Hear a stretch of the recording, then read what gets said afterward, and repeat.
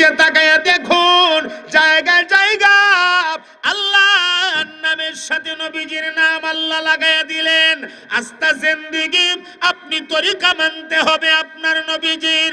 আপনি মরণের পরে জীবনের শেষ গোসলটা হবে, এই গোসলটাও আমার নবীর তরিকায় করানো লাগবে।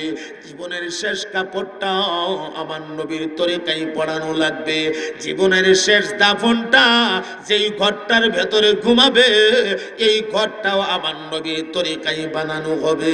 এই ঘরের ভেতরে 3টা প্রশ্ন হবে, এই 3 প্রশ্নের ভেতরে একটা প্রশ্ন আল্লাহ নবীজি সম্পর্কে রাইখা আল্লাহ তার হাবিবরে জানায়া দিলেন, ওয়া রাফা'না লাকা যিকরাক। নবী গো, আপনার সম্মান মর্যাদা, আপনার ইজ্জত, আপনার সম্মানকে আমি মহান আল্লাহ উঁচা করে দিয়েছি। এরপরে একটু কান লাগান গো ভাই, ময়দানে মাহশর যখন কায়েম হয়ে যাবে, আরে যেদিন মাথার একদম অর্ধ হাত উপরে সূর্য আসবে আর সূর্যের তাপের কারণে পুরা জমিনটা একদম তামা হয়ে যাবে, তামা, পা রাখা যাবে না, পা রাখা যাবে না। সূর্যের তাপের কারণে মাথার মগজ গান্দা হয়ে যাবে, মাথার মগজ টকবক টকবক করতে থাকবে। আমার আল্লাহর আরশ আজিমের ছায়া ব্যতীত আর কোন ছায়া থাকবে না গো।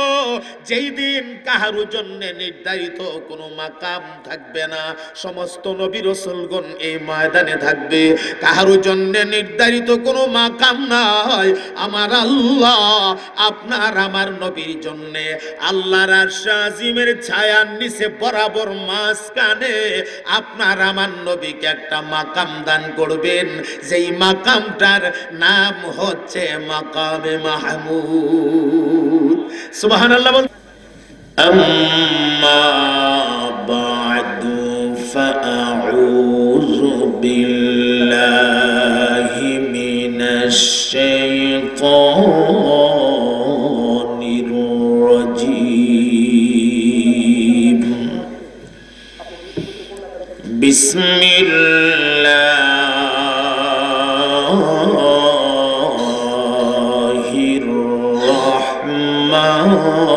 الرحمن الرحيم والضحى والليل إذا سجى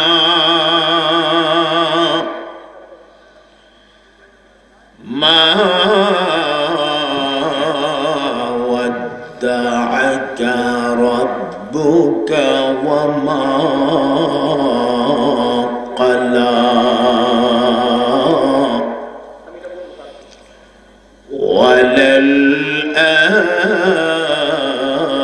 وللآخرة خير لك من الأولى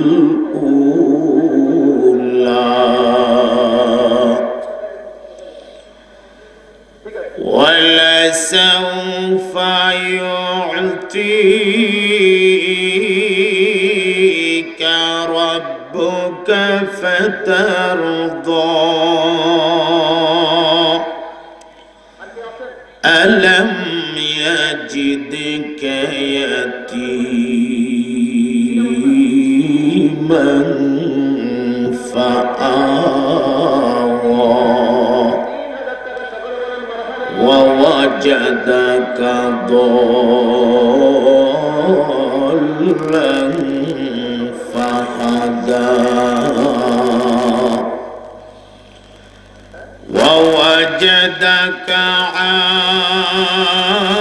عائلا فأغنى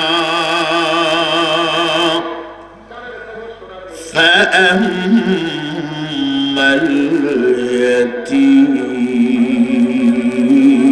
اليتيم فلا تقهر وأما السائل فلا تنهر وأما بنعمة ربك فحدث صدق الله العظيم اللهم صل على سيدنا ومولانا محمد وعلى آله وأصحابه وسلم بلغ العلا بكماله كشف الدجى بجماله حسنت جميع خصاله صلوا عليه محبة الأواج برون بلغ العلا بكماله كشف الدجى حسنت جميع خصاله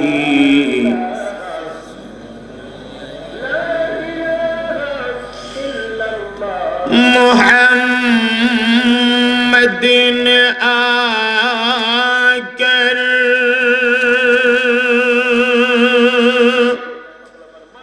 कुफर को मिटाया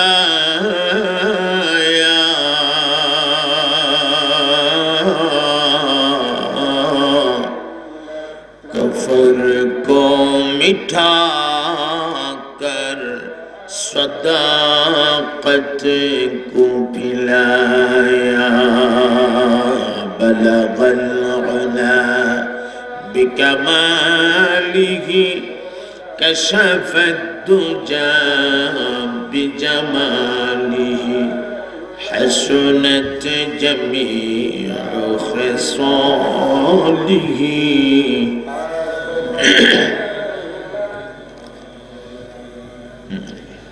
الحمد لله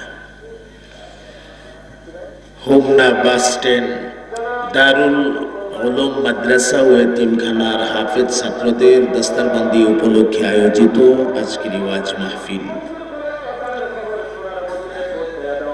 সভাপতির দায়িত্ব পালন করছেন জনাব মোহাম্মদ শাহিনুজ্জামান খোকন, সাংগঠনিক সম্পাদক হোমনা উপজেলা আওয়ামী লীগ। আছে কি সভাপতি সব নাই মনে হয়?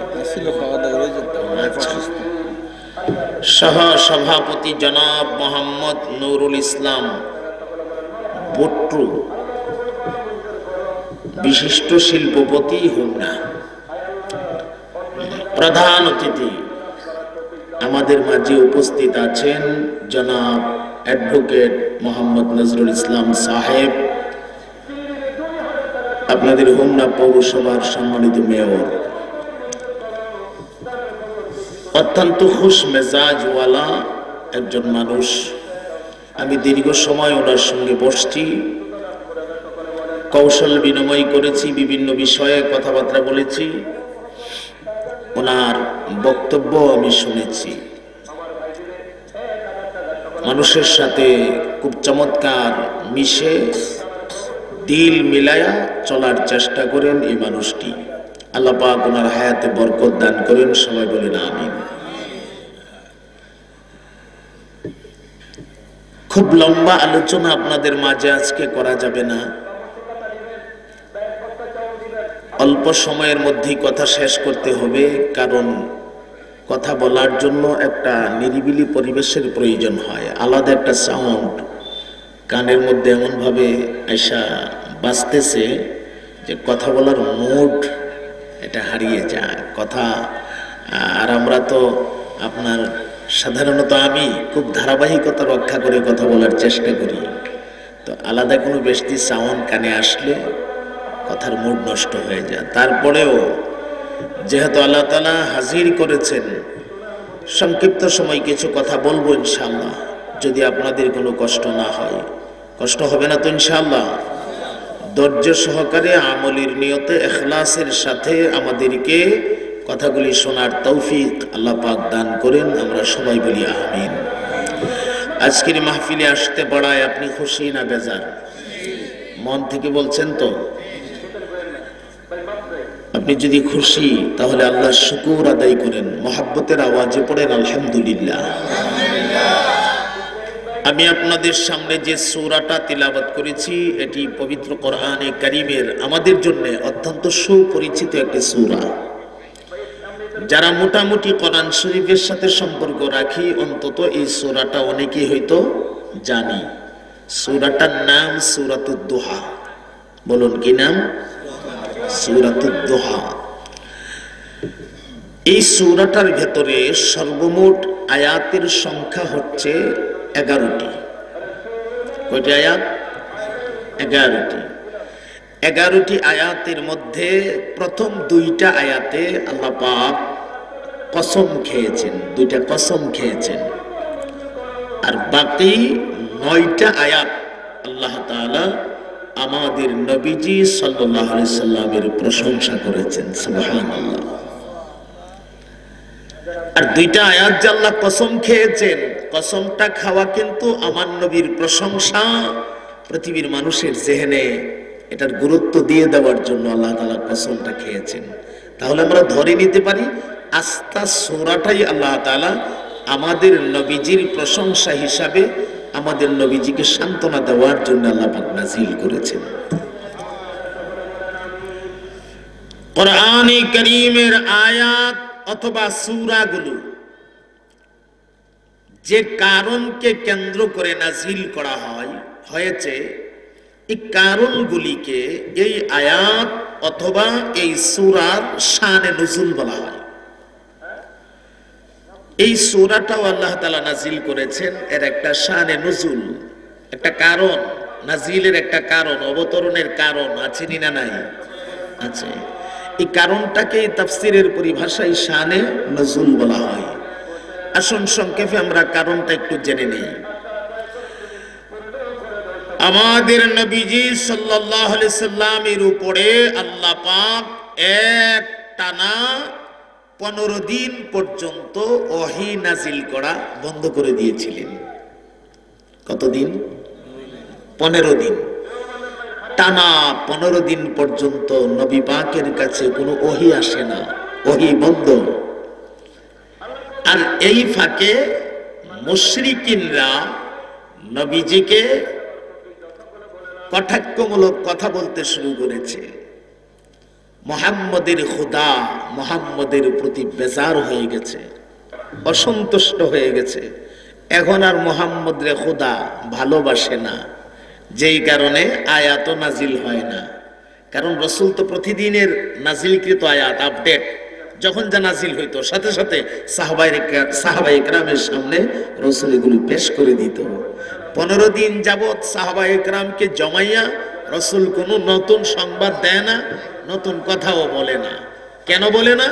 আল্লাহর তরফ থেকে আসে না। আর আল্লাহর তরফ থেকে না আসা পর্যন্ত রাসূল নিজের থেকে বানায়া কোনো কথা বলতেন না। তো 15 দিন পর্যন্ত রাসূল সাহাবায়ে কেরামকে জমায়া কোনো কথা বলতে পারতেছে না, কারণ ওহীর দরজা আল্লাহ তাআলা বন্ধ করে দিয়েছেন। 15 দিনের জন্য মুশরিকিনরা ঠাট্টা করতে লাগলো, মজাক করতে লাগলো। আল্লাহ তাআলা 15 দিন পরে আমার নবীজিকে সান্ত্বনা দেওয়ার জন্য সূরাতুদ দুহা নামের 11টি আয়াত বিশিষ্ট এই সূরাটা আল্লাহ তাআলা নাযিল করেছেন। এখন আমরা সংক্ষেপে জেনে নিব 15 দিন আল্লাহ ওহী বন্ধ রাখলেন কেন? ওহীটা বন্ধ রাখার কারণটা কি ছিল? রাসূল আরবীর কাছে মুশরিকিনদের পক্ষ থেকে 3টা প্রশ্ন করা হয়েছিল। বলুন কয়টা প্রশ্ন? 3টা প্রশ্ন করা হয়েছিল। বলা হয়েছিল, মুহাম্মদ এই 3টা প্রশ্নের জবাব যদি তুমি দিতে পারো তাহলে তুমি নবী, আর না হই নবী না। আমার কথাগুলো আপনারা বুঝতেছেন? আমি জানি মাঝে মাঝে আপনাদের কানে দোসরা আরেকটা সাউন্ড এসে ঢোকার কারণে হয়তো কথাগুলি বুঝতে একটু কষ্ট হবে। আপনাদের যেমন বুঝতে কষ্ট হইতেছে, আমিও কিন্তু বলতে কষ্ট হইতেছে। এই কষ্টের ভেতর দিয়েই আজকে কিছু কথা শুনে নিতে হবে, আর আমিও বলতে হবে। খুব সংক্ষেপেই একটু মনোযোগ দিয়ে রাখবেন এদিকে, কানটা যেন অন্যদিকে না যায়। কানটা সম্পূর্ণ আমার দিকে দিয়ে রাখবেন, হ্যাঁ, অন্যদিকে যেন না যায়। কারণ আমরা তো এখন এক মহা সমস্যা পড়ে গেছি। এমন এক সমস্যা পড়ছি, মাঝে মাঝে আমি আফসোস করে বলি যে আমরা কি বললো হুজুরে, এটা কিন্তু আমরা লক্ষ্য করি না। কথা কয় না, হুজুরি কি বললো এটা আমরা লক্ষ্য করি না। আমাদের লক্ষ্য থাকে কোন জায়গাটায়, হুজুরে সুর দিল কিনা, আর সুরটা দিয়ে থাকলে কোন কায়দায় কোন ভঙ্গিতে হুজুরে সুরটা দিল, সুরটার আমরা খুব ভালোবাসি। অনেক সময় দেখা যায় প্রাথমিক কথাগুলা আমরা মনোযোগ দিয়ে শুনি না, হুজুরে যখন সুর দিয়ে কথা শুরু করে তখন আমাদের মনোযোগ হুজুরের দিকে আসে, কারণ এখন আমাদের মনে হয় যে এখন গুরুত্বপূর্ণ কথা শুরু হয়েছে। অথচ প্রাথমিক কথাগুলো হচ্ছে ওয়াজের ফাউন্ডেশন। ওয়াজের ফাউন্ডেশন, একজন আলেম 1-1.5 ঘন্টা যাই কথা বলবে, প্রাথমিক কথাগুলা মোকদ্দমাটা, এটা 1-1.5 ঘন্টা আলোচনার ফাউন্ডেশন। এই ফাউন্ডেশনটা তিনি চেষ্টা করে যে আমি চমৎকার ভাবে গুছায়া গাছায়া মানুষের জেহেনে দেই। হুজুর যতই গুছায়া বলুক, সুর যে দিছে না, এই কারণে আমাদের মেজাজ এমন হয়ে গেছে আমরা রিসিভ করতে চাই না। আর সুরটা শুরু হলে তখন সুবহানাল্লাহ, আলহামদুলিল্লাহ, ইন্না লিল্লাহি আস্তাগফিরুল্লাহ, নাউযুবিল্লাহ, ঠিক বেঠিক এগুলির আর অভাব থাকে না। কথা কয় না, আমাদের মেজাজটা যেন এমন হয়ে গেছে, এমন এক মেজাজ হয়ে গেছে যে হুজুর কি বললো সুর দিয়া এটাও খেয়াল করি না, সুবহানাল্লাহ বলে ডাক মারি। আমার কানে আছে এক বেচারা বলতেছে, আরে ঢাকা গেলাম, সিলেট গেলাম, কত ঘোরা ঘুরলাম রে,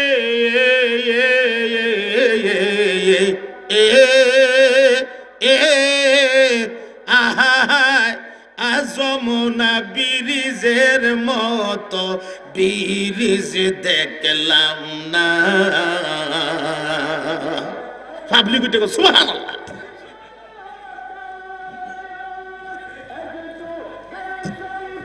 ইতা সুর আমরা হারি না, যমুনা ব্রিজ সুর দা কোনো ইতো হারি। বুঝছেন? একটু মনোযোগ দিয়েন, জরুরি একটা কথা বলবো। মনোযোগ আছে তো আপনাদের? কথা কয় না, মনোযোগ আছে? কান একদম আমার দিকে খাড়া করে দেন। নবী পাকের কাছে প্রশ্ন করলেন কয়টা? এ ভুলে গেছে কয়টা? এক, ওই যুবকগুলো কারা যারা অত্যাচারী বাদশার অত্যাচার সহ্য করতে না পাইরা গুহার ভেতরে আশ্রয় নিয়েছিল, ওরা কারা? এদের বিবরণটা আমাদেরকে শোনান। যে ঘটনাটাকে পবিত্র কোরআন শরীফে আল্লাহ পাক দিয়েছেন সূরাতুল কাহফের ভেতরে, এটাকে আসহাবে কাহফের ওয়াকিয়া বলা হয়। 2, এই ব্যক্তিটাকে, যেই ব্যক্তিটা মাশরিক থেকে মাগরিব পর্যন্ত গোটা পৃথিবী, মাশরিক থেকে মাগরিব, যেখানে সূর্য উদয় হয় ঠিক সেখানেও তিনি গেছেন, যেখানে সূর্য অস্ত যায় ঠিক সেখানেও তিনি গেছেন। এই ব্যক্তিটা কে? তার বিবরণ কোরআন শরীফের কোথায় আছে, কিভাবে আছে, বা এই সম্পর্কে আপনি কি জানেন, যদি বলতে পারেন তাহলে আপনি নবী। কয়টা গেল? 2। 3 নাম্বার, রূহ কি জিনিস? রূহ। এই 3টা প্রশ্নের জবাব যদি দিতে পারেন আপনি নবী, আর না হই নবী না। আমার নবীজি বলেছেন তোমাদের এই 3 প্রশ্নের জবাব আগামীকালকে দেওয়া হবে। এখানে একটু মনোযোগ দিয়েন, কিন্তু তোমাদের এই 3 প্রশ্নের জবাব আগামীকালকে দেওয়া হবে। ইনশাআল্লাহ আছে? কথা কয় না, ইনশাআল্লাহ আছে? আগামীকালকে দেওয়া হবে, ইনশাআল্লাহ আছে? নেই। এই কারণে আল্লাহ টানা 15 দিন পর্যন্ত ওহী বন্ধ রাখছে। আপনি কি এটা বুঝে নিলেন যে আল্লাহ তার নবীরে পানিশমেন্ট দিছে ইনশাআল্লাহ না বলার কারণে? আল্লাহ তার নবীরে বিচার করছে ইনশাআল্লাহ না বলার কারণে? আপনি কি এটা বুঝছেন? এটা যদি বুঝে থাকেন আপনি ভুল বুঝছেন।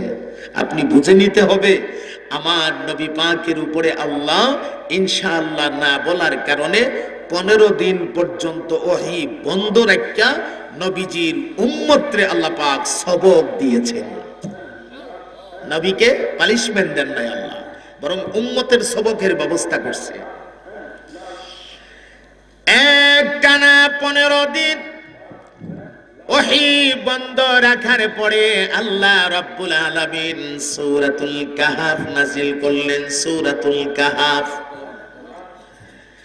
সূরাতুল কাহাফের ভেতরে আল্লাহ তাআলা 3টা প্রশ্ন, মুশরিকিনদের 3টা প্রশ্নের জবাব দিয়ে দিলেন। আল্লাহ সর্বপ্রথম জিবরাইলকে দিয়ে আমার নবীর কানে যে আওয়াজটা পৌঁছে দিলেন, ওয়ালা তাকুলান্না লিশাইইন ইন্নী ফাইলুন যালিকা গাদা ইল্লা আইয়াশা আল্লাহ। বলেন সুবহানাল্লাহ। আল্লাহ তাআলা নবীজিকে জানায়া দিলেন, ওগো আমার হাবিব, ভবিষ্যতের জন্য কোনো কথা বা কোনো কাজের ইশারা যখন আপনি দিবেন তখন আপনি সঙ্গে ইনশাআল্লাহ বলে নিবেন। ইনশাআল্লাহ আমি আগামী কালকে ঢাকা যাব, কথা কয় না? ইনশাআল্লাহ আমি আগামী কালকে নতুন ক্রয়কৃত দোকানটাকে উদ্বোধন করব। আমি আগামী কালকে আমার ওই যে জায়গাটা কিনছি জায়গাটা দলিল করতে যাব। ইনশাআল্লাহ যখন মানুষ বলবে এই কাজটাকে সম্পূর্ণ করার দায়িত্ব মহান আল্লাহ নিজে ওনার কুদরতে হাতে নিয়ে যাবে। এই জন্য উম্মতের সবকের ব্যবস্থা করেছেন আল্লাহ তাআলা। ইনশাআল্লাহ বলতে হবে। আপনি ভবিষ্যতের যে কোনো কাজের কথাটা বলবেন, সঙ্গে আপনি কি বলবেন? কথা কয় না, সঙ্গে কি বলবেন? আগামী সপ্তাহ আমার ছেলের বউ দেখতে যাব, আমার ছেলেটা বিদেশ থেকে আসবে, কথা কয় না, আমি ঢাকা তাকে রিসিভ করতে যাব, সঙ্গে আমি কি বলবো? তখন এই কাজটা সম্পূর্ণ করার দায়িত্ব নেবেন কে? চিল্লায়া বলেন কে? আল্লাহ। আমার মুহতারাম ভাই, সময় থাকতে যদি ইনশাআল্লাহ বলি না, সময় চলে গেলে বললে কোনো কাজে আসবে না। এক বেচারার গল্প আপনারা জীবনে হয়তো অনেকবার শুনেছেন। বেচারা বাজারে রওনা দিয়েছে, গরুর বাজারে যাবে, গরু কিনবে। রাস্তায় মসজিদের ইমাম সাহেবের সঙ্গে মোলাকাত। ইমাম সাহেব বলছেন, চাচা কোথায় যান? কয় বাজারে যাই। কেন? গরু কিনতে যাই। ইমাম সাহেব বললেন, চাচা ইনশাআল্লাহটা একটু বলেন না। চাচাই জবাব দে, পকেটে টাকা আছে, বাজারে গরু আছে, মাঝখানে ইনশাআল্লাহর কি দরকার আছে? কথা বুঝেন নাই? দরকার আছে না? না নাই, একটু পরেই চাচা টের পাবে। গরুর বাজারে গেছে, গরুর দাম দর কমপ্লিট হয়ে গেছে, গরু কিনা শেষ, এখন টাকা বুঝাবে। মাঝখানে ওই যে পকেট মাইরের সাথে চাচার মোলাকাত হয়ে গেছে, সৌজন্য সাক্ষাৎ। চাচার সঙ্গে পকেট মাইরের হয়ে গেছে। পকেট মাইরে আস্তে করে নিচে দা পকেটটা কাইটা সবগুলা টাকা নিয়ে গেছে। চাচার খবর নাই, চাচা গরু কিনা নিয়ে ব্যস্ত, কথাবার্তা ফাইনাল। এখন টাকা তো দিতে হবে। চাচা পকেটে হাত ঢুকাইছে টাকার জন্য, হাত খালি নিচের দিকে যা, পকেটের তলা খুঁজে পাওয়া যায় না। পকেটের তলা নাই। তলা আছে না নাই? নাই। তলা গেছে কোথায়? নিয়ে গেছে। এখন চাচা ইনশাআল্লাহ তাসবিহ বানায় ফেলছে। বাড়িতে আসার পথে ফের রাস্তায় ইমাম সাহেবের সঙ্গে মোলাকাত। চাচা গরু কোথায়?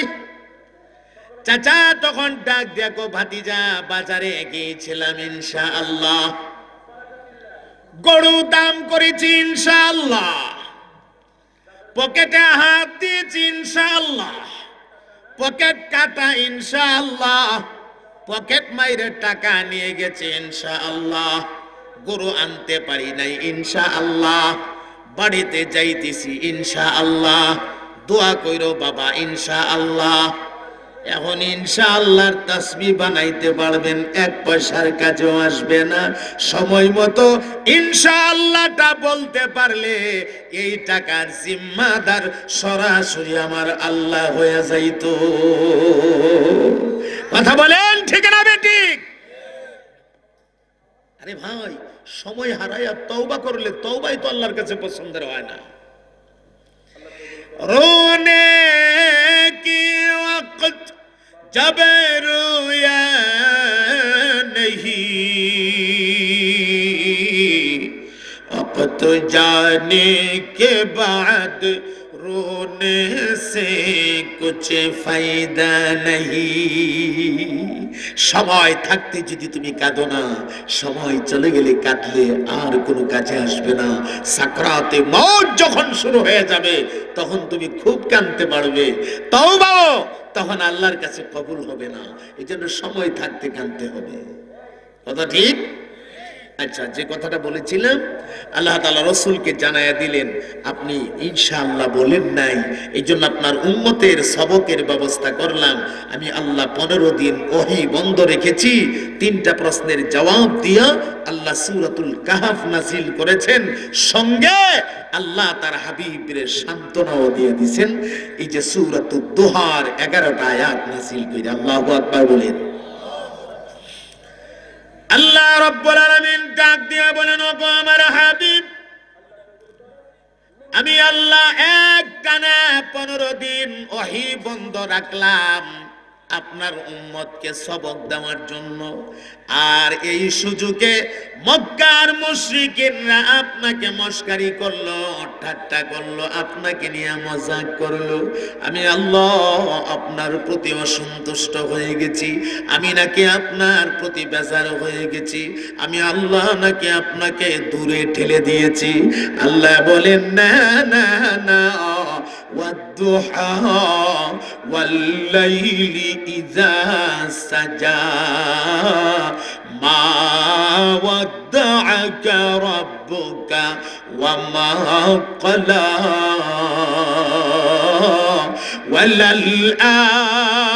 وللآخرة خير لك من الأولى ولسوف يعطيك ربك فترضى।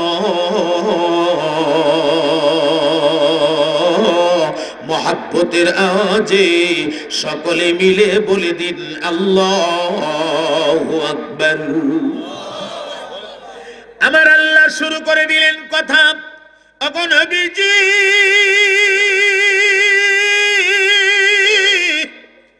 আমি 15 দিন ওহী বন্ধ রেখেছি আপনাকে কষ্ট দেওয়ার জন্য না, আপনাকে কোনো শাস্তি, আপনাকে কোনো পানিশমেন্ট দেওয়ার কারণে না।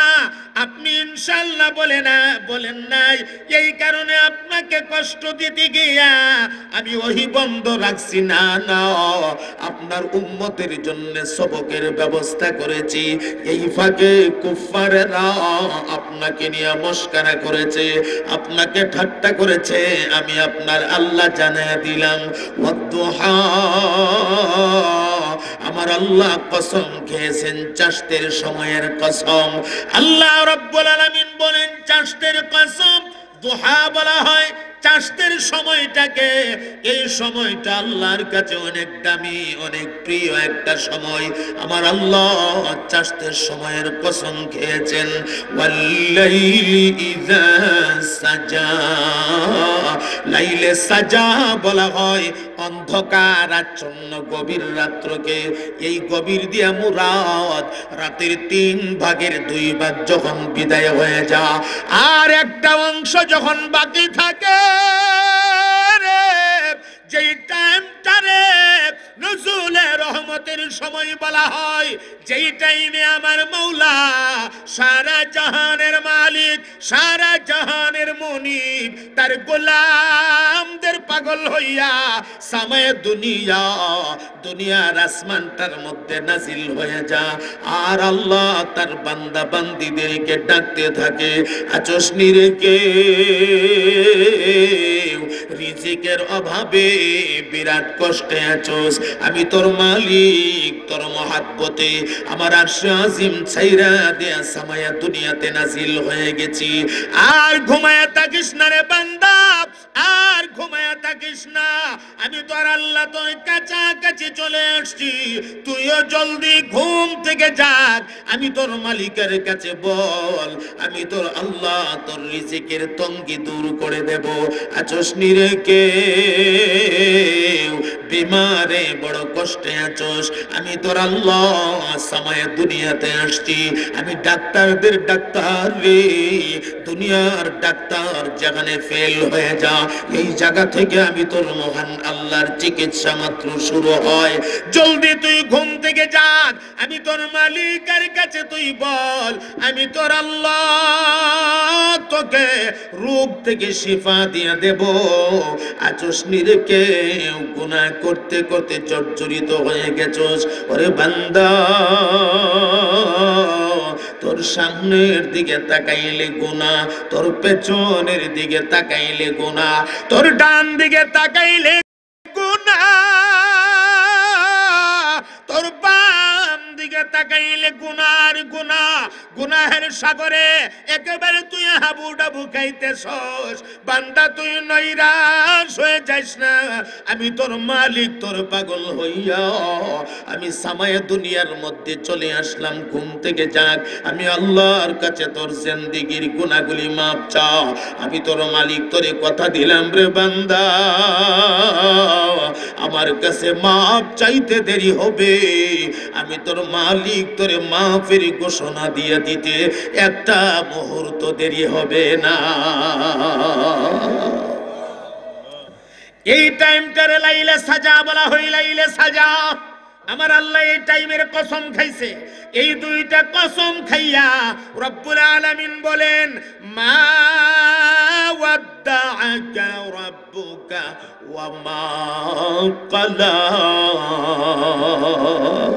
আল্লাহু আকবার বলে আল্লাহ ডাক দেয়া বলেন ওগো নবীজি না না না আমি আপনার আল্লাহ আপনাকে দূরে ঠেলে দেই নাই আমি আপনার প্রতি নারাজ হয়ে যাই নাই আমি আপনার প্রতি বেজার হয়ে যাই নাই মুশরিকিনরা বলতেছে আমি আপনার প্রতি বেজার হয়ে গেছি আমি আপনাকে দূরে ঠেলে দিয়েছি না না না আমি বেজার হয়ে যাই নাই বরং আমি আল্লাহ আপনাকে জানায়া দিলাম গো ওয়ালাল আখিরাতু খায়রুল লাকা মিনাল উলা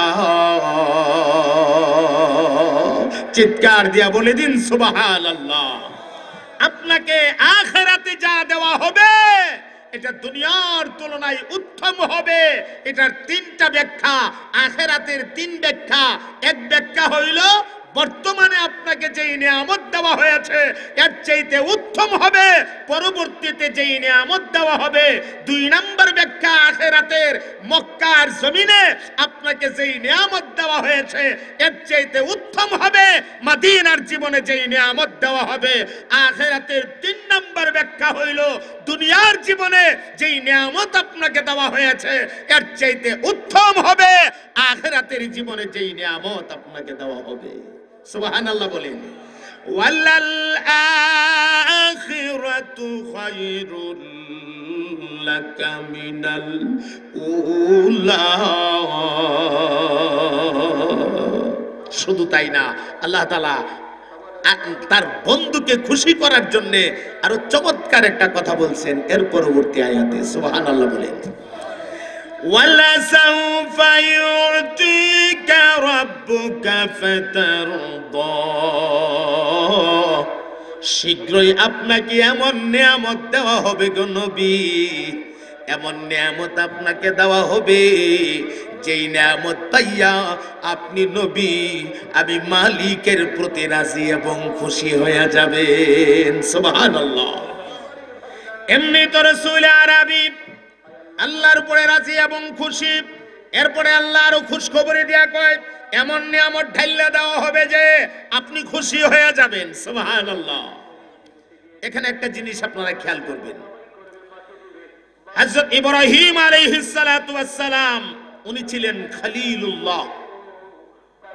কি ছিলেন ভাই? খলিলুল্লাহ। আর আপনার আমার নবী মুহাম্মদুর রাসূলুল্লাহ সাল্লাল্লাহু আলাইহি সাল্লাম উনি ছিলেন হাবিবুল্লাহ। খলিলুল্লাহ আর হাবিবুল্লাহর মধ্যে বেশ কম আছে নি? আমার বুঝে আসতেছে না। আপনারা কি এক এলাকায় বসবাস করেন না? দুইটা মাহফিল কাছাকাছি, যেহেতু তারিখ পড়েই গেছে, একটু যোগাযোগ করে যে তোমরা মাইক অন্যদিকে দিও, আমরাও মাইক অন্যদিকে দিব। কি আশ্চর্য কথা, এটা কেমন কথা? আমাদের মাইকেও কিন্তু তারার ডিস্টার্ব হইতেছে নিশ্চয়ই। আমরার মাইকে তারার ডিস্টার্ব হইতেছে না? তারারটা যেমন আমরার হইতেছে, আমাদেরটাও তারার হইতেছে। তা আলোচনা কইরা এটা তোমরা ফিরাই রাখো, আমরাও ফিরাই রাখুন, দইরা লাইছো তারিখ কি করার আছে। কিন্তু এই সমস্যা হলে কি কথা বলা যায় না? কথা শোনা যায়। আসলে কথা বললেও আরাম পাইতেছি না, গুরুত্ব দিয়ে বলতে পারতেছি না, আপনারাও গুরুত্ব দিয়ে শুনতে পারতেছেন না। আর আমি তো আর ইয়াং বক্তা না যে মাইকে চিল্লায় চাল্লায় চলে গেলাম। জীবনে চিল্লায় বহুত ওয়াজ করছি। এখন চিন্তা করি দুইটা কথা নিজেও বুঝতে হবে, আল্লাহর বান্দারা যারা বসে তারাও দুইটা কথা বুঝতে হবে। এখন বুঝাবো কিভাবে? আমি যদি ঠান্ডা মাথায় বলতে থাকি তো ওয়াজ আমার হুনর লাগবে, ওয়াজ করন যাইত না। এই জন্য কিছু আয় আঙ্গামা করে লইতেছি, তবুনি কিছুটা বোঝা যায়।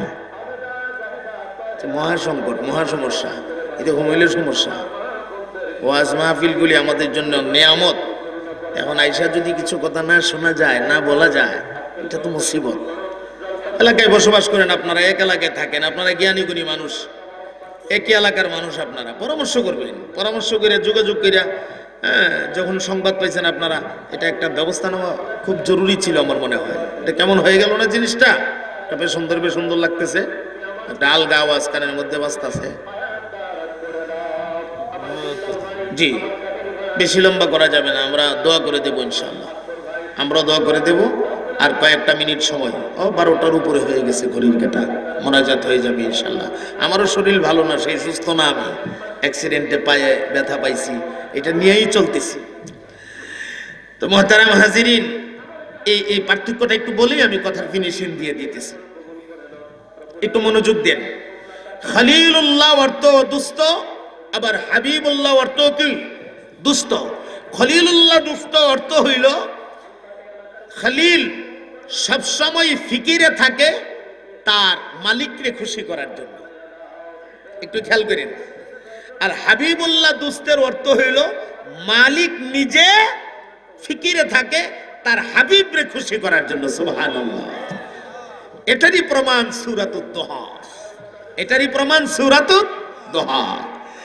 এই জন্য আল্লাহ রাব্বুল আলামিন বলছেন, ওয়ালা সাউফা ইউতিকা রাব্বুকা ফাতারদা, শীঘ্রই নবী গো আপনাকে এমন নিয়ামত দেওয়া হবে যেই নিয়ামত পাইয়া আপনি নবী আমি আল্লাহর প্রতি রাজি হয়ে যাবেন। সুবহানাল্লাহ বলেন। এই আয়াতটার ব্যাখ্যা করা হয়েছে সূরাতুল ইনশিরাহের একটা আয়াত দিয়া। কি সেই আয়াত? ওয়া রাফা'না লাকা যিকরাক, হে নবী আপনার জিকিরকে, আপনার সম্মানকে, আপনার মর্যাদাকে আমি মহান আল্লাহ উঁচা করে দিয়েছি, আপনার মর্যাদাকে আমি বুলন্দ করে দিয়েছি। আল্লাহ তার হাবিবরে খুশি করতে গিয়া মাকাম এত উঁচা করে দিয়েছেন। আল্লাহু আকবার। ওই যে লক্ষ্য করে দেখুন, দুই একটা পয়েন্ট আপনাদেরকে দেখাইয়া দিয়ে যায়। আজানের ভেতরে আশহাদু আল্লা ইলাহা ইল্লাল্লাহর পরে আপনারা যা বলেন আশহাদু আন্না, সুবহানাল্লাহ বলতে ইচ্ছে করে না? আল্লাহ তারা হাবিবের ডাক দিয়া কখন নবীজি আমি ইচ্ছা করলে আজানের ভেতরে আমি আল্লাহর নামের সঙ্গে আদম শফিউল্লাহর নাম লাগায় দিতে পারতাম। আমি ইচ্ছা করলে আজানের ভেতরে ইব্রাহিম খলিলুল্লাহর নাম লাগায়া দিতে পারতাম, আমি ইচ্ছা করলে ঈসা রূহুল্লাহর নাম লাগায়া দিতে পারতাম, আমি ইচ্ছা করলে মুসা কালিমুল্লাহর নাম লাগায়া দিতে পারতাম, আমি ইচ্ছা করলে ইসমাইল জবিহুল্লাহর নাম লাগায়া দিতে পারতাম, আমি ইচ্ছা করলে পয়গম্বর আইয়ুব নবীর নাম লাগায়া দিতে পারতাম, আমি ইচ্ছা করলে পয়গম্বর জাকারিয়ার নাম লাগায়া দিতে পারতাম, আমি ইচ্ছা করলে পয়গম্বর ইয়াহইয়ার নাম লাগায়া দিতে পারতাম, আমি ইচ্ছা করলে পয়গম্বর ইউনুস নবীর নাম লাগায়া দিতে পারতাম, আমি ইচ্ছা করলে পয়গম্বর ইউসুফ নবীর নাম লাগায়া দিতে পারতাম। না না না, আমি লক্ষাধিক নবী দুনিয়াতে পাঠাইছি, অন্য কোন নবীর নাম জানে আমার নামের সাথে সেটিং না করে আপনি নবীর নাম সেটিং করে দিলাম, তার মানে হলো গোটা পৃথিবীতে মুহূর্তে মুহূর্তে আমি আল্লাহর নামের ধ্বনি হবে গো, আমার নামের সাথে মুহূর্তে মুহূর্তে আপনি নবীর নামও উচ্চারণ হইতে থাকবে। আল্লাহু আকবার বলেন চিৎকার দিয়া। কি শান, কি শান। 2 নাম্বার, অগণবিজি একটা মানুষের হায়াত পৃথিবীতে যতদিন থাকুক, এটা 50 বছর হোক, 60 বছর হোক, 70 বছর হোক, 80 হোক, 90 হোক, যতদিনে হায়াত থাকে একটা মানুষ তার হায়াতের জিন্দেগিতে আমার আল্লাহর হুকুম মানবে, মানতে হবে, মানতেই হবে। তবে মানবে যে এটা ব্যক্তিগত কোনো তরিকায় মানলে হবে না, আমার নবীজির তরিকায় মানা লাগবে।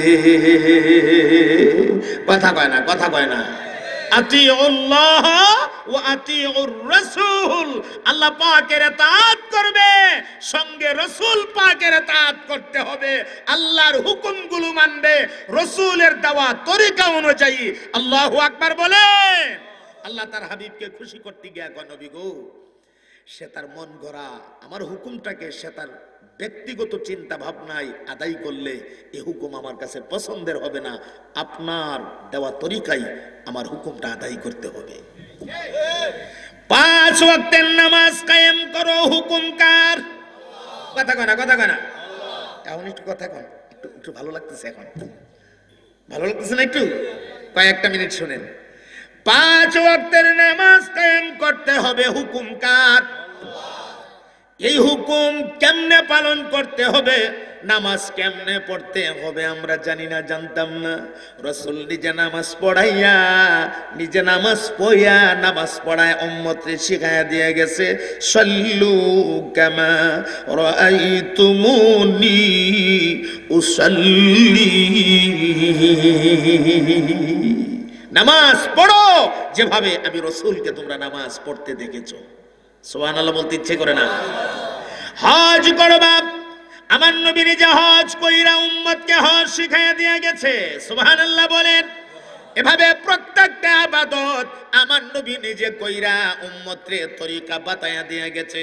এই তরিকা মান্য ইবাদত করলে ইবাদত আল্লাহর কাছে কবুল হবে, আর নবীর তরিকা ছাইরা দিয়া মন গড়া করলে এই ইবাদত আমার আল্লাহর দরবারে পছন্দের হবে না। কথা বলেন ঠিক না বেঠিক? আমার ভাই, যোহরের নামাজ কয় রাকাত ফরজ? কথা কয় না, কয় রাকাত? এখন আমি যদি মনে করি নামাজ তো ভালো কাজ, সব সময় নামাজ পড়তে পারি না, আজকে সময় পাইলাম, সুযোগ যখন পাইলাম, আর 4 রাকাত পড়া লাভ কি, নিয়তটা একটু বাড়াইই করি, সময় যখন হাতে আছে। এখন নিয়ত করলাম যোহরের 18 রাকাত ফরজের নিয়ত করলাম, আল্লাহু আকবার। কয় রাকাত ফরজ? সময় আছে, নামাজ পড়ুম, এটা তো বালা কাম, এটা তো খারাপ কাম না। এই সেজদা দিতাছি, উঠতাছি, বইতাছি, উঠতাছি, বইতাছি, 2 রাকাত পর পর আবার উঠতাছি, বইতাছি, সেজদা মারতাছি, 18 রাকাত কমপ্লিট কইরা আসসালামু আলাইকুম ওয়া রাহমাতুল্লাহ, আসসালামু আলাইকুম ওয়া রাহমাতুল্লাহ। আল্লাহ, যোহরের 18 রাকাত ফরজ পড়লাম, আল্লাহ আমার নামাজটা কবুল করলাম। ওই মতো কবুল ঘটনা কি বালা কাম হইতো? করলাম দোষ কি? বালা কাম ঠিক আছে, আপনি মন গড়া তরিকায় মন গড়া পদ্ধতিতে করলে হবে না। যে পদ্ধতি আমার নবী দিয়া গেছে ঠিক সেই পদ্ধতিতে করতে হবে। কথা বলেন ঠিক না? আল্লাহ কাজ বলেই আপনি মন গড়া পদ্ধতিতে করতে পারবেন না। তরিকা মানতে হবে একমাত্র কার? নবী মুহাম্মদুর রাসূলুল্লাহ সাল্লাল্লাহু আলাইহি সাল্লামের তরিকা। আচ্ছা, এখন আসেন, এই মানুষটা ৬০-৭০ বছর কাটাইয়া দিল, নবীর তরিকা মানা লাগছে না লাগছে না? হ্যাঁ, আচ্ছা, মন গড়া ইবাদত আমাদের দেশে অনেক আছে, ইবাদতের নামে মন গড়া চালাইয়া দিছে এমন অনেক আছে। এটা মেসাল মুসাল দেওয়ান গেলে এখন সেই সময় হাতে নাই, এগুলি এখন বুঝাইবার টাইম নাই, মূল কথাগুলা কিছু বলে শেষ দিয়ে দিই। এরপরে লোকটা ইন্তেকাল করছে, ইন্তেকাল তো করা লাগবেই, মাস্ট। ইন্তেকাল না করে তোর বাচ্চা যাবে না, নাকি না? ইন্তেকাল করা লাগতো না? করা লাগবে। আচ্ছা, ইন্তেকাল হয়ে যাওয়ার পরে এখন এই মানুষটার জীবনের শেষ একটা গোসল হবে, হবে কি হবে না? এই গোসলটার মধ্যে তরিকা লাগবে কার? জি, আপনার মন গড়া তরিকায় গোসল করাইলে হইব? আমার আব্বাই যখন সব সময় এই পুকুরে গোসল দিছে, পুষ্কনিত গোসল করছে, হারি লুঙ্গি কান্দ লইলে আব্বাই গেছে, গামছা লইয়া সাবান লইয়া গাটলাত লামছে, আব্বাই পুকুরে সব সময় গোসল দিছে। আয় ৬০ জনে ধরে এখানে সুবাই লই ঠ্যাঙ্গো হাত ধরে সুবা আরম্ভ করছো, শেষ গোসল করাই দিবেন এখানেই নিয়ত করছো, ওই বনি গোসল। এখানে তরিকা লাগবে কার? জীবনের শেষ গোসলটা বড়ি পাতার সীমিত গরম পানি, যে পদ্ধতি আমার রাসূল বাতায়ে গেছেন ঠিক সেই পদ্ধতিতে হওয়া লাগবে, ঠিক? আচ্ছা, গোসলের পরে জীবনের শেষ ওনাকে কাপড় পরানো হবে, কাপড়। হ্যাঁ, আপনি যদি চিন্তা করেন যে আমার আব্বা ইব্রাহিম শাহ হুজুরের অনেক ভক্ত মানুষ ছিল, আর ইব্রাহিম শাহ হুজুর উনি আমাদের হুমনায় বর্তমানে মুরব্বী, সমস্ত ইমামদের সভাপতি মুরব্বী, হুজুরের শরীরের একটা পাঞ্জাবি আমার আব্বারে লাগাই দিলাম, চলবনি? এখানেও তরিকা লাগবে কার? যদি আপনি পুরুষ, কাপড় লাগবে কয়টা? যদি আপনি মহিলা, কাপড় লাগবে কয়টা? এর বাহিরে বেলা আমার আব্বার বিরাট সম্পদ আছে, এত সম্পদ আব্বা দিয়া গেছে, কোটি কোটি টাকার মালিক আমরা। হুমনা বাজারে যত কাপড় আছে আজকে আমার আব্বার জন্য বরাদ্দ করা হলো। দোকান সব দোকানদাররে বলে দিলেন যে হুমনা বাজারের সব কাপড় পাঠাও, আমার আব্বা মারা গেছে, এটা সব দিয়া প্যাকেট করে আব্বারে দিয়ে দিন কবর। কম দিতাম করে, আব্বা তো সম্পদ কম দিয়ে গেছে না, ওই বনি? এখানে তরিকা লাগবে কার? আচ্ছা, এরপরে ৩টা কাপড় যে পরাইবেন, এই ৩টা কাপড়ও যেমনে মনে যেমনে কাইটটা খালি ফুটলা বান্ধালে লইতো না। এই ৩টা কাপড়ের কাটার পদ্ধতিও আমার নবী দেয়া গেছে না গেছে না? হ্যাঁ, মনোযোগ আছে তো আপনাদের? আচ্ছা, এখন কাপড় দিয়ে প্যাকেট করলেন, প্যাকেট করার পরে জানাজা, জানাজার মধ্যে রাসূলের তরিকা দেওয়া আছে না নাই? আছে। জানাজা কমপ্লিট হওয়া যাওয়ার পরে এখন দায়িত্ব হইল কাফনের কাপড় মুষ্টি ওই যে মাথার মাথা বান্ধেন আর পাওয়ার দ্বারা বান্ধেন, 2 মাথার বান্ধ ধরে সেটা নদীর বাসায় দেন। কিতা এখন কি করবেন? কবর দিবেন, দাফন করবেন। দাফনটা করতে গিয়া যে কবরটা খনন করবেন, এই কবর খনন করার মধ্যেও আমার নবীর তরিকা আছে না নাই? আরো জোরে কাট। আচ্ছা, কবরে রাখার পরে আপনি মাটি টাটি দিয়া কমপ্লিট করে চলে আসছেন, 40 কদম আসার পরে আল্লাহ এই কবরে 2 জন ফেরেশতা পাঠা, আল্লাহরে বান্দারে জিন্দা করে প্রশ্ন করার জন্য। ফেরেশতা যখন পাঠাইয়া দে, ফেরেশতা আইসা আল্লাহর বান্দারে জিন্দা করে সেটা এখানে প্রশ্ন করবেন 3টা। কয়টা প্রশ্ন? এই 3টা প্রশ্নের ভেতরে একটা প্রশ্ন আমাদের নবী পাকের সম্পর্কে আছে না নাই? আরো জোরে কান সুবহানাল্লাহ বলতে ইচ্ছে করে না? আল্লাহ রাব্বুল আলামিন বলেন, হে নবী আপনি কেন কেন মন খারাপ করবেন না? না না, আপনি মন খারাপ করার কোনো কারণ নাই। ওই কুফারেরা বলে আমি আপনার আল্লাহ আপনাকে দূরে ঠেলে দিয়েছি। না না না, আমি আপনার প্রতি সন্তুষ্ট আছি গো। আপনাকে শীঘ্রই এমন নিয়ামত দেওয়া হবে যেই নিয়ামত পাইয়া আপনি নবী, আমি মালিকের প্রতি আপনি সন্তুষ্ট হয়ে যাবেন। এই যে তাকায়া দেখুন, জায়গায় জায়গা আল্লাহ নামের সাথে নবীজির নাম আল্লাহ লাগায়া দিলেন। আস্তা জিন্দেগি আপনি তরিকা মানতে হবে আপনার নবীজির। আপনি মরণের পরে জীবনের শেষ গোসলটা হবে, এই গোসলটাও আমার নবীর তরিকায় করানো লাগবে। জীবনের শেষ কাপড়টাও আমার নবীর তরিকায় পরানো লাগবে। জীবনের শেষ দাফনটা যেই ঘরটার ভেতরে ঘুমাবে, এই ঘরটাও আমার নবীর তরিকায় বানানো হবে। এই ঘরের ভেতরে 3টা প্রশ্ন হবে।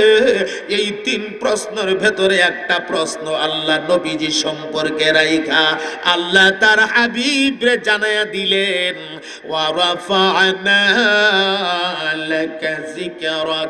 নবী গো, আপনার সম্মান মর্যাদা, আপনার ইজ্জত, আপনার সম্মানকে আমি মহান আল্লাহ উঁচা করে দিয়েছি। এরপরে একটু কান লাগান গো ভাই, ময়দানে মাহশর যখন কায়েম হয়ে যাবে, আরে যেদিন মাথার একদম অর্ধ হাত উপরে সূর্য আসবে, আর সূর্যের তাপের কারণে পুরা জমিনটা একদম তামা হয়ে যাবে, তামা, পা রাখা যাবে না, পা রাখা যাবে না। সূর্যের তাপের কারণে মাথার মগজ গান্দা হয়ে যাবে, মাথার মগজ টকবক টকবক করতে থাকবে।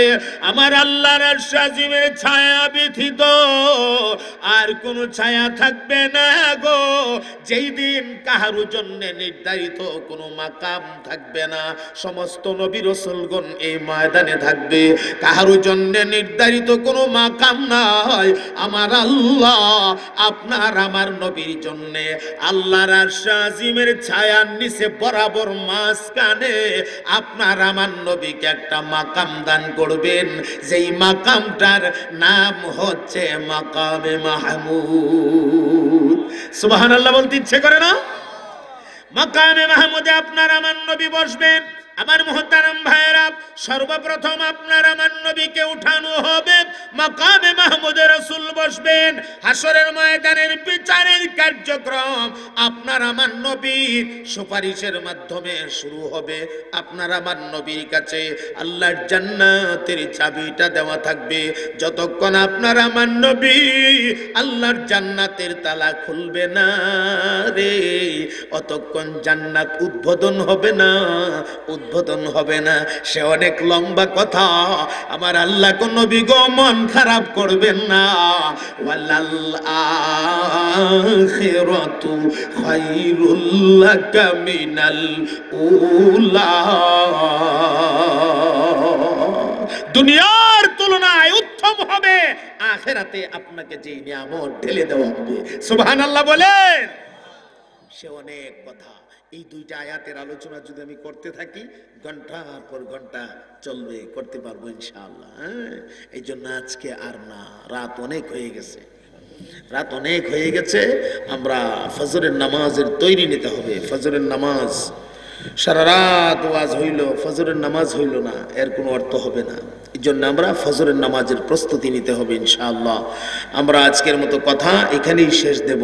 আমরা ফজরের নামাজের তৈরি নিয়ে ঘুমাবার চেষ্টা করব। আল্লাহ তাআলা যেন আমাদেরকে ফজরের নামাজ যথাসময়ে ওইটা পড়ার তৌফিক দান করেন, বলেন আমিন। এখন শুনে নেন, আল্লাহ আয়াত নাজিল করলেন তার হাবিবকে সান্ত্বনা দেওয়ার জন্য। কয়টা আয়াত? 11টা আয়াত। এই 11টা আয়াতে মিল্লা যেই সূরাটার নাম কি? সূরাতুদ দুহা। আসুন আমরা তাবাররুকান শুনে নেই সূরাটা আবার। ওয়াদ-দুহা ওয়াল-লাইলি ইযা সাজা মা ওয়াদ্দা'আকা রাব্বুকা ওয়া মা ক্বালা ওয়ালাল আখিরাতু খায়রুল লাকা মিনাল উলা